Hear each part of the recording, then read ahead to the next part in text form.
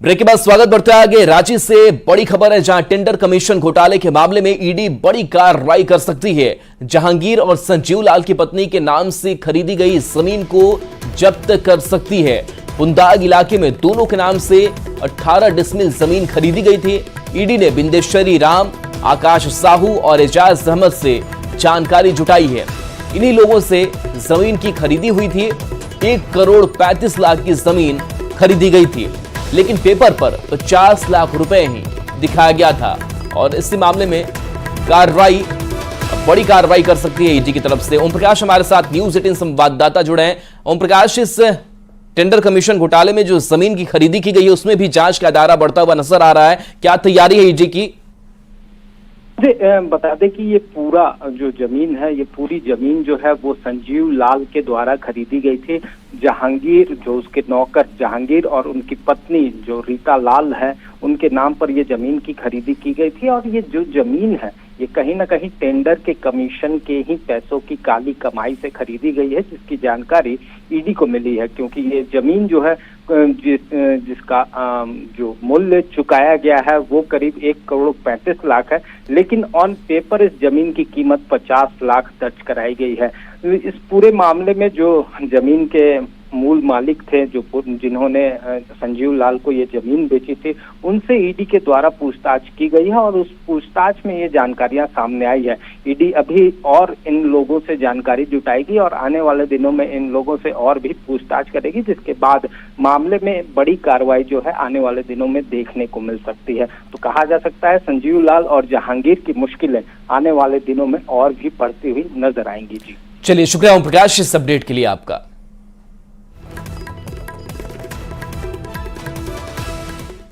खबर गोपालगंज से, जहां एक युवक की गोली मारकर हत्या कर दी गई। घटना नगर थाना क्षेत्र के हरपुर बाजार की है।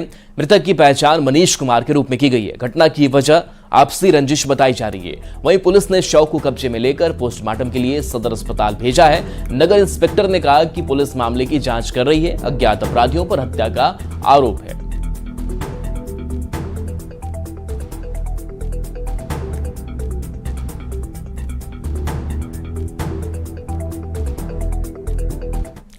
गिरिडीह से बड़ी खबर है, जहां नक्सल प्रभावित इलाकों में एनआईए की रेड हुई है। मधुबन थाना इलाके के अलग अलग गांव में यह रेड हुई है। प्रतिबंधित मजदूर संगठन से जुड़े लोगों पर कार्रवाई की गई है। तो संगठन के नेताओं के घर पर छापेमारी की गई। कई लोगों को हिरासत में भी लिया गया है। सुरेश तूरी, द्वारिका राय, अजीत राय, मनोज महतो के अलावा कई जगहों पर छापेमारी की गई है। नक्सली संगठन से जुड़े मामले में यह एक्शन देखने को मिला है। तो कई लोगों को हिरासत में लिया गया है, जिनसे पूछताछ भी चल रही है। खबर यह सामने आ रही है कि नक्सली संगठन से जुड़े मामले में यह एक्शन एनआईए की तरफ से की गई है। तो देखिए, बड़ी खबर गिरिडीह से बता रहे हैं, जहां नक्सल प्रभावित जो इलाके हैं वहां पर एनआईए की दबिश देखने को मिली है। मधुबन थाना इलाके के अलग अलग गांव में छापेमारी की गई है, रेड पड़ी है।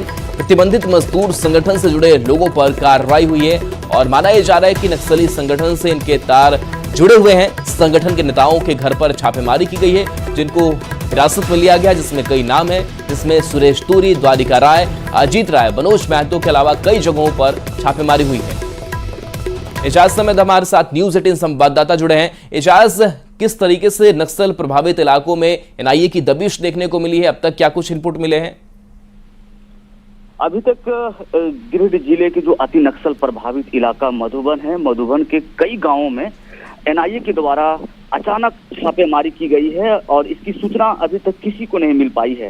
लेकिन बताया जा रहा है कि जो भाजपा माओवादी से जुड़े कई मजदूर संगठन हैं, मजदूर संगठन समितियों के नेताओं के घर में छापेमारी की गई है।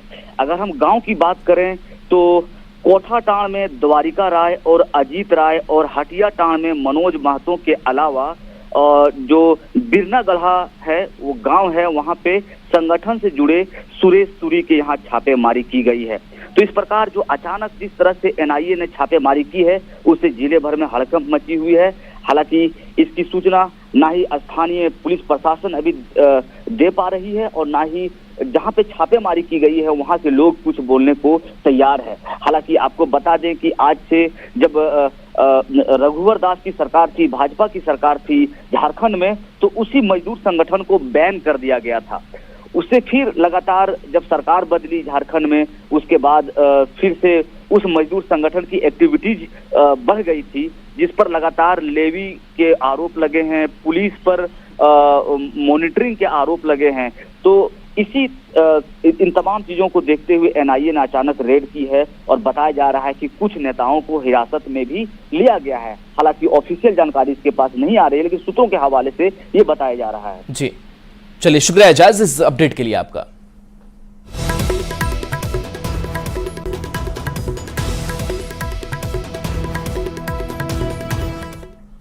दुमका लोकसभा से बीजेपी उम्मीदवार रही सीता सोरेन ने आरोप लगाते हुए कहा कि उनकी हार के पीछे सोची समझी साजिश है।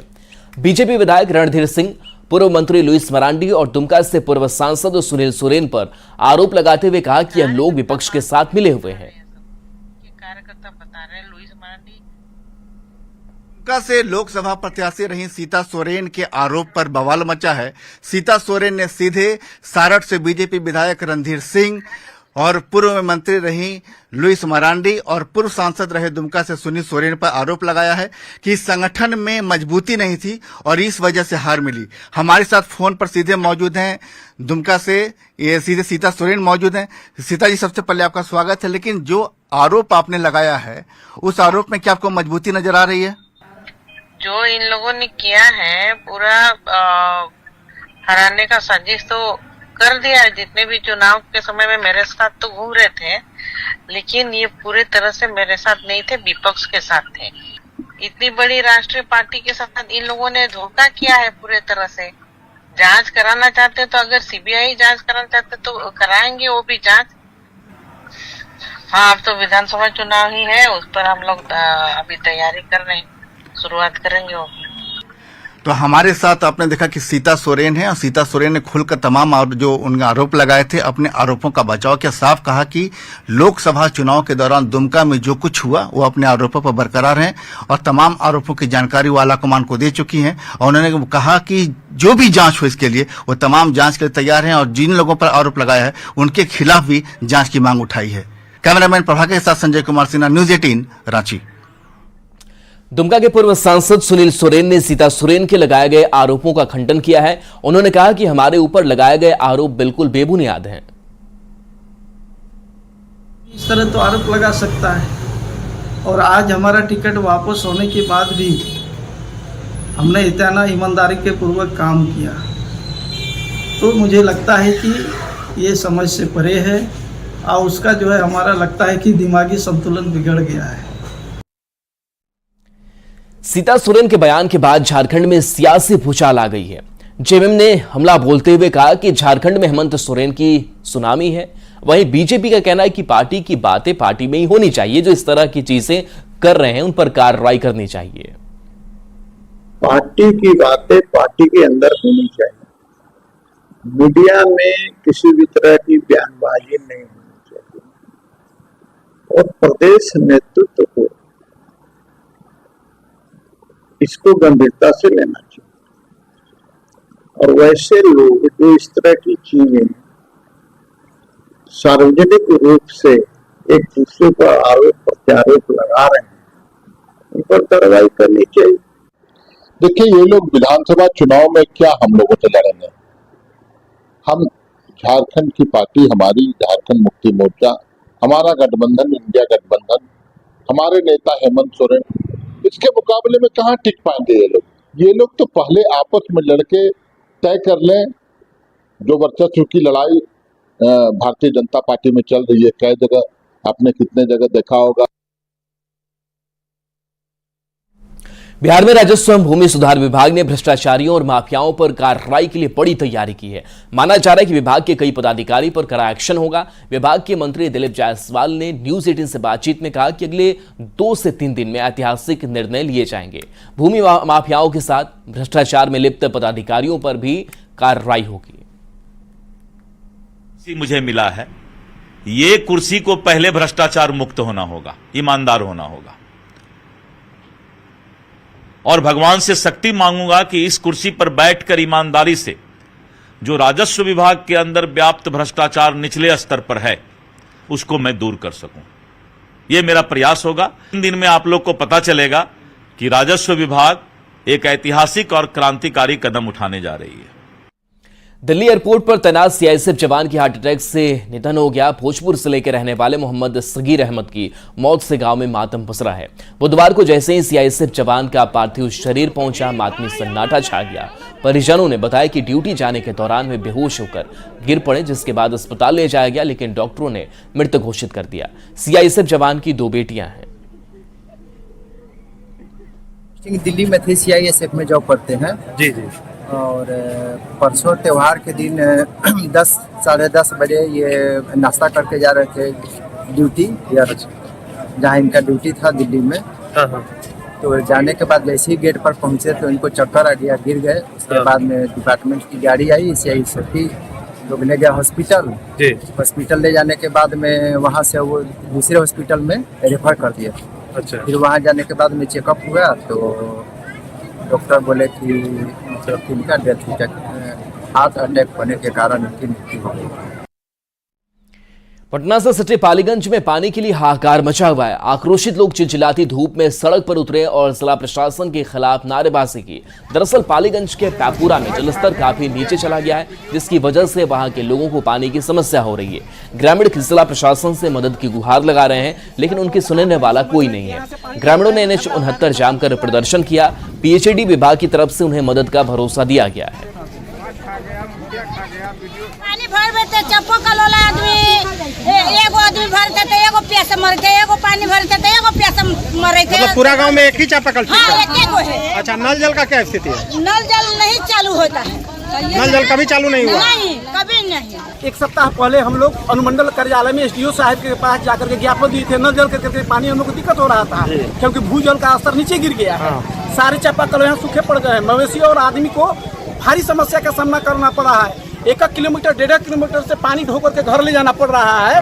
और उसको जब ज्ञापन दिए हुआ कि 1 से 2 दिन में काम हो जाएगा, ज्ञापन दिए हुए हो गया 8 दिन 10 दिन, अभी तक उस पर कोई काम कार्रवाई नहीं हुआ है। जब तक नहीं होगा तब तक मोटर नहीं लग सकता है। आखिर यहाँ लगवाने का काम किसका है? यहाँ लगवाना बिजली विभाग का। कब तक यह हो जाएगा? तक बोले हैं 1 से 2 दिन में, वो 1 से 2 दिन में लग जाएगा। चतरा का खनगट्टा गांव बूंद बूंद पानी के लिए तरस रहा है। 300 की आबादी वाले इस गांव की महिलाओं को पानी की तलाश के लिए दिन भर भटकना पड़ता है। न पानी न बिजली, कुआं भी सूखा। बूंद बूंद पानी को तरस रहे ग्रामीण। चूहे का गंदा पानी पीने की मजबूरी।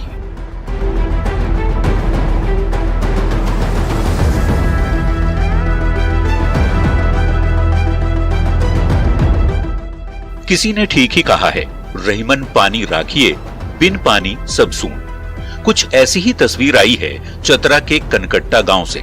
गर्मी का कहर ऐसा पड़ रहा है कि कुएं से लेकर तालाब तक सूख चुके हैं। प्यासे ग्रामीण बूंद बूंद पानी को तरस रहे हैं। इस तस्वीर को देखिए। सूखे कुएं की तलहटी से पानी निकालने के लिए ये ग्रामीण जान की बाजी तक लगा रहे हैं। एक तरफ से मिट्टी निकाली जा रही है, दूसरी बाल्टी से बचा खुचा पानी बाहर आ रहा है। ये दूसरी तस्वीर है सूखे हुए तालाब की। प्यास इतनी ज्यादा है कि गला तर करने के लिए चूहे से गंदा पानी छाना जा रहा है, लेकिन ये पानी बच्चों को बीमार कर रहा है। बच्चा सब तो तबीयत खराब हो जाता है, तो क्या करेंगे, मजबूरी में पीना पड़ता है। सिर पर खाली बर्तन लिए महिलाओं की ये कतार घर से निकल पड़ी है। पानी की तलाश में निकली ये टोली कभी पगडंडी से गुजरती है तो कभी ऊबड़ खाबड़ रास्तों से, और अब ये महिलाएं पहुंची हैं गंदे नाले के किनारे। प्यास बुझाने की मजबूरी ऐसी है कि गंदे पानी को छानकर बर्तन में भरती हैं और फिर उसी पानी को लेकर वापस घर लौटती हैं।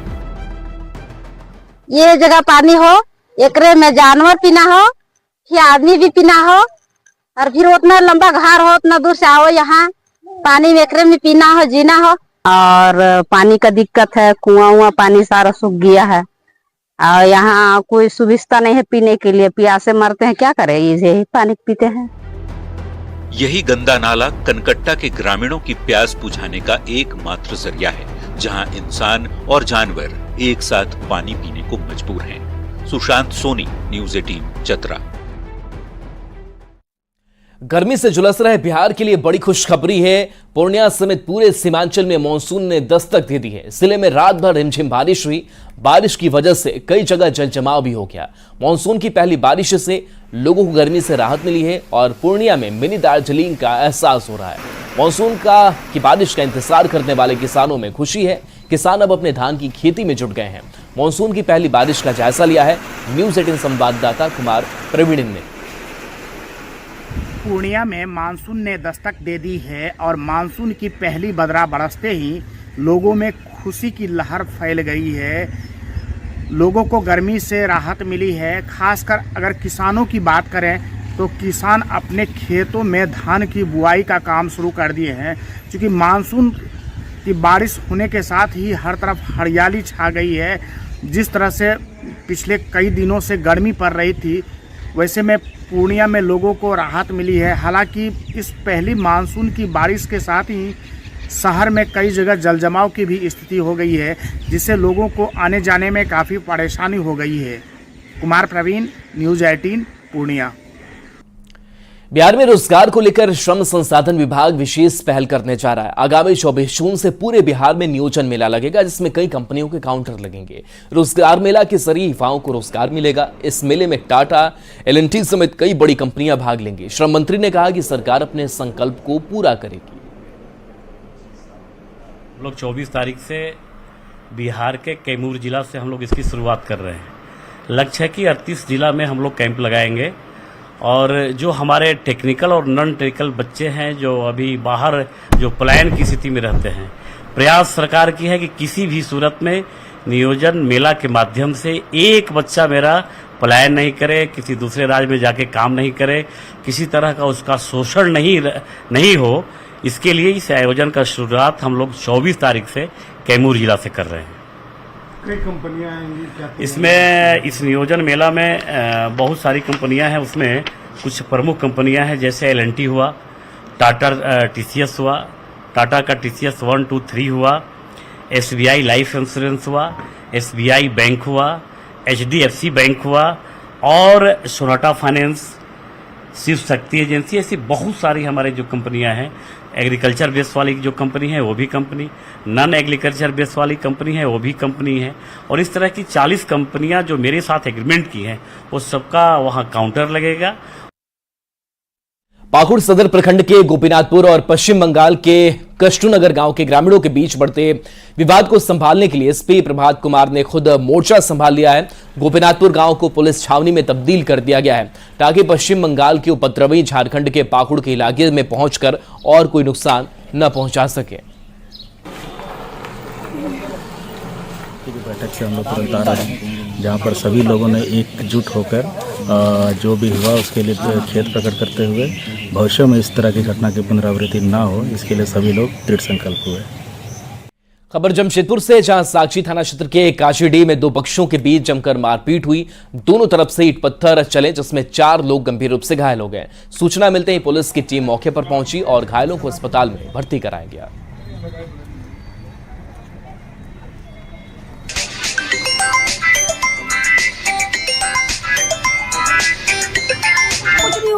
हाँ। लेकिन झगड़ा हुआ बहन लोग से कमाए हैं, सुने तो और लोग पहले हाथ वो लोग छोड़ा, पत्थर उत्थर भी चला। हाँ, पत्थर चला, मेरे दामाद को सर फट गया और मेरा बहू का मारी पत्थर चला के, उसका पाँव में चोट लग गया। बात करने आए तो उन्होंने बोला गांव चल गया था, उन्होंने आपस में उन्होंने बुलाया बात करने के लिए। तो बातचीत करते करते वहीं पर बैठा हुआ, हम लोग यहाँ बैठे हुए, वो नीता बातचीत करते एक झाप मार दिया लेडीज के ऊपर में। लेडीज के ऊपर मांगा तो लेडीज वही पकड़ लिया झाड़ू, तो बोले तुम काय मारा। बातचीत करने आया था, आदमी को भी लेके आया था, 10-15 आदमी छायानगर से आए हुए थे।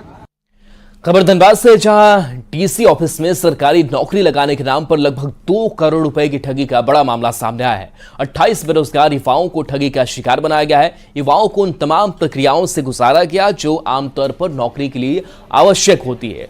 रोस्टर और उपायुक्त कार्यालय के नोटिस बोर्ड पर नाम भी प्रसारित किए गए और नियुक्ति पत्र भी स्पीड पोस्ट के माध्यम से भेजा गया। लेकिन जब वह योगदान देने पहुंचे तो पता चला कि उनके साथ ठगी हुई है।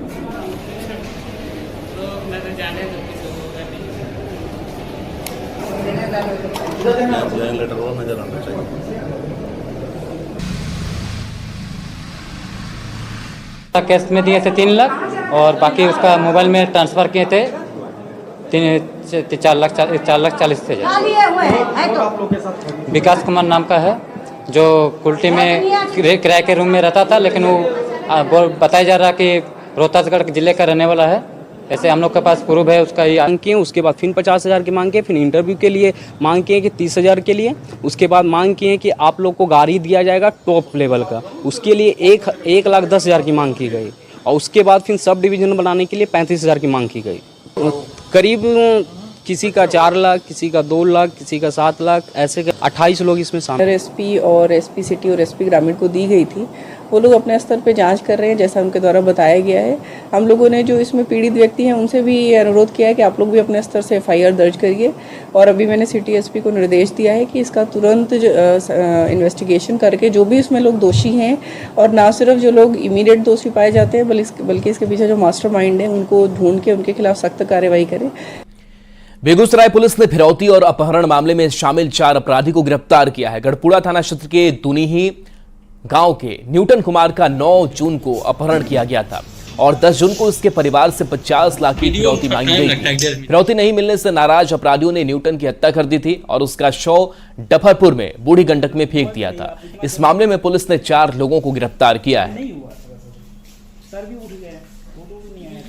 तो देखिए, फिरौती अपहरण मामले का खुलासा हुआ है। अपहरण में शामिल 4 अपराधी की गिरफ्तारी की जा चुकी है। पहले अपहरण किया गया, फिरौती की मांग की गई और उसके बाद से हत्या कर दी गई थी। अपहरण कर न्यूटन की हत्या कर दी गई थी और इस मामले में अब 4 अपराधी पुलिस के शिकंजे में है। बूढ़ी गंडक नदी से अपहृत का शव बरामद किया गया था। पता चला कि 10 तारीख की सुबह में ही सुबह दोपहर के बीच में मृतक की जब घटना के साथ की डेथ हो गई की मारपीट की वजह से, तो उसकी लाश को ठिकाने लगाया गया एवं उसके बाद में प्रवीण, जो क्रिमिनल प्रवीण है इसमें 4 में से, उसी के द्वारा न्यूटन का फोन उसी के पास था, न्यूटन के भाई को फिरौती वाली बात लिखी गई। तो ये जानकारी, ये मैसेज आने से पहले ये घटना घटित हो चुकी थी। और चलिए, न्यूज़ 18 बिहार झारखंड पर खबरें आपके लिए लगातार जारी हैं।